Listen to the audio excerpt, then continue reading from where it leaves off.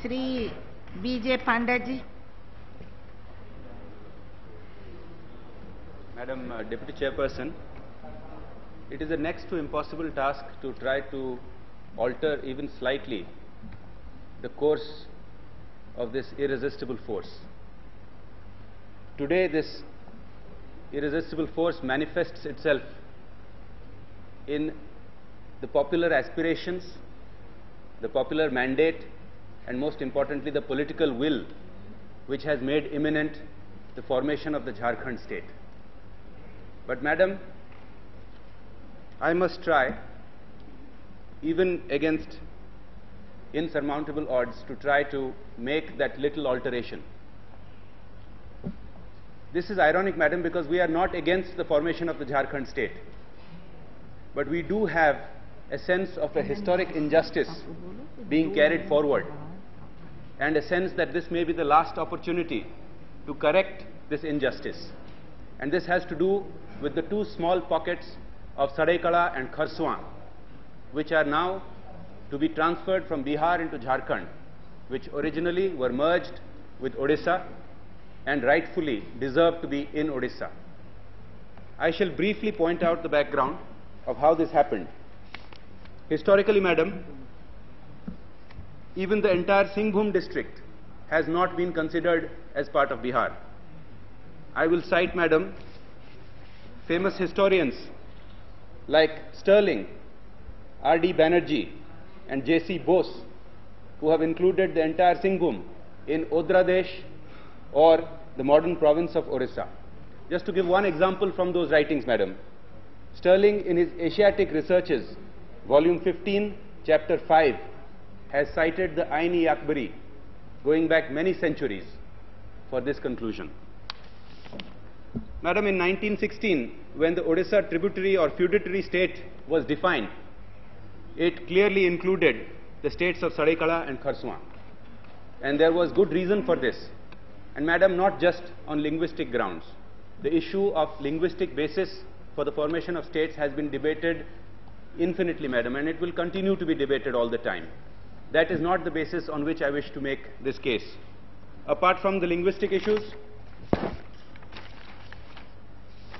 there are historical reasons which I have just pointed out, cultural reasons which dig very deep, geographical reasons of contiguity, administrative simplicity, and most importantly, legal and constitutional propriety.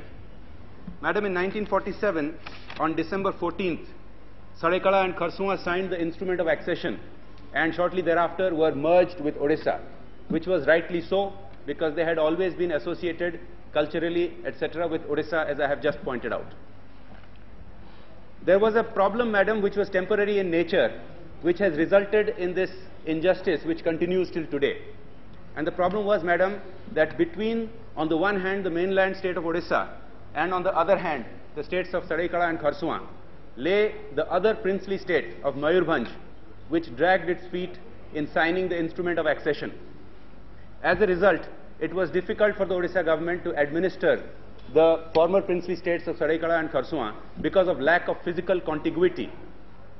And on this basis, the Odisha government voluntarily requested on May 16th of that year, May 16th of 1948, voluntarily requested the center to temporarily, and Madam, I stress this word, temporarily, manage the states of Saraikala and Kharsuan until the instrument of accession was signed by Mayurbhanj. This is critical, Madam, because the sanctity of the signing of the instrument of accession, followed by the merger agreement, is vital to this country's policies.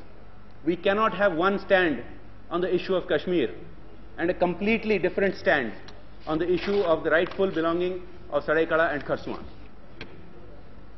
Madam, however, 2 days later, 2 days after the government of Odisha voluntarily asked the center to manage this issue temporarily, Odisha and Saraikala and Kharsuan was betrayed, and administratively, without any hearing, without due process of law, these two states were merged with Bihar. This was ironic again, Madam, because a few months later, on January 1st, 1949, Mayurbhanj finally signed the instrument of accession, and the only minor issue of the contiguity of the merged state of Odisha became once again a reality. So there was every reason for Saraikela and Kharsuan to be re-merged back into Odisha, but that never happened. And Madam, I'll point out the historical injustice which has been continuing was actually understood clearly at that time. In 1953, when the State's Reorganization Commission was looking into the matter, the then chairman of the commission, Justice Fazl Ali, declined to participate on this specific issue of these two small ex-princely states being merged into Odisha. And I quote him, Madam, quoting Justice Fazl Ali, "On account of my long association with Bihar, I shall not touch the subject even with a pair of tongs." In other words, I know that a great injustice may have to be done for reasons beyond my control, but I shall not be a party to it. And this injustice has been continuing for the last 52 years. Madam, looking at the census figures of the last century, going back as far as 1872, 1891, 1901, 1911, all the way through, till several years after the merger with Bihar, you see that the dominant language there was Odia. The court language there was Odia. And the culture I have already emphasized upon. But Madam, if we look in the last 50 years since then, I would like to point out something which is a stark reality.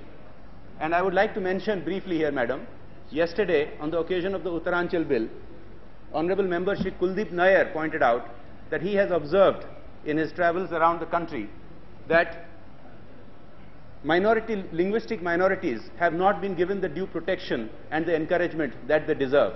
And this is a stark reality in Saraikela and Kharsuan. Madam, in 1920s, there were 150 primary schools operating in the Odia language in these two princely states.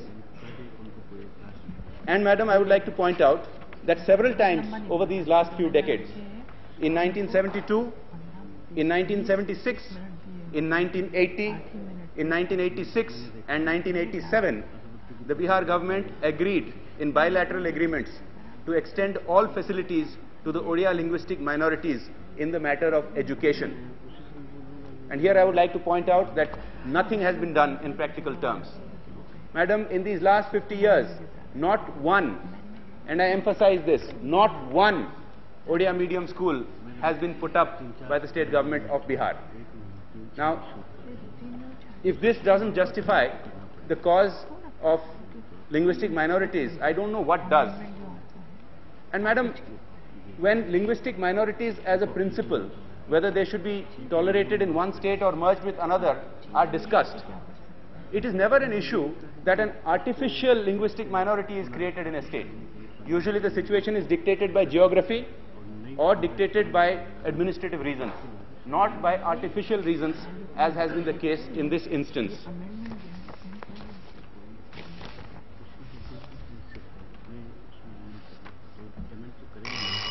Madam, briefly I would like to point out that due process has not been applied in this situation, and fair play has not been applied. And if in our constitution we cannot expect these two, it gives a dire foreboding of other difficulties to be faced. Madam, outside this august house, it has sometimes been pointed out that there have been no mass movements and particularly no violence associated with this. I would like to retort to that should that be the basis for the decision of how states are to be reorganized? Should it not be the constitution? Should it not be fair play? Should it not be precedents? But should it be violent mass movements? I would like to cite General Roy Chaudhary yesterday when, in talking again on the Uttaranchal issue and of a particular pocket that wished to be left out, he suggested that they should be temporarily left out until a referendum was conducted. And that is what I would like to ask also for Saraikela and Kharsuan. Madam, in concluding, I would like to make one clarification. Yesterday it was also pointed out that it was perhaps an anomaly that our party, being a part of the NDA, is seeking a motion against this bill. I would like to point out, Madam, that neither are we against the NDA, nor are we against this bill. We, in fact, are for this bill, and we will not vote against this bill. But at the same time, Madam, again, I would like to emphasize that this is a moral protest of this proposal that we are making to make a minor alteration to the bill. and not against the entire bill. It is conscientious, and we would also like to point out, however, that if this conscientious motion of ours is not accepted, neither can we participate in the bill to give it our assent, and we will be constrained to abstain in that case. But in no way should this be construed as a broadside against NDA policies in general. We are part of the NDA and we remain so. Thank you, Madam.